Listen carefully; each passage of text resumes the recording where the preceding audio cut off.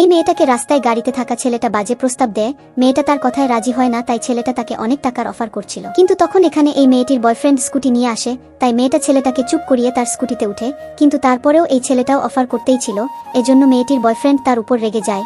কিন্তু মেয়েটি তাকে চুপ করিয়ে এখান থেকে তার সঙ্গে নিয়ে যায়। কিন্তু ছেলেটা মেয়েটিকে বাড়ি পৌঁছে দিয়ে এখান থেকে যেতে লাগলে মেয়েটা তার পেটের ব্যথার কারণে এখানে পড়ে যায়। ছেলেটা তার থেকে জানতে চাইলে সে বলে তেমন কিছু হয়নি, তুমি যেতে পারো। কিন্তু ছেলেটা আর এই অবস্থায় তাকে রেখে যেতে চায় না, তাই এখানেই থেকে যায়। ছেলেটার অফিস থেকে ফোন আসে কাজ কমপ্লিট করার জন্য। ছেলেটা অনেক চেষ্টা করে কিন্তু কিছু ভুলের কারণে হচ্ছিলই না, তাই ছেলেটা অনেকটা রেগে যায়। যাকে এই মেয়েটি সান্ত্বনা দেয়, ছেলেটা তার কাজে তাকে সাহায্য করতে চায় কিন্তু মেয়েটি করতে দেয় না। এরপর তারা রাস্তায় বের হলে ছেলেটার ফ্রেন্ড তার সঙ্গে গার্লফ্রেন্ড দেখে থাকে ছোট করে কথা বলে, কারণ সে তার সঙ্গেই থাকছিল।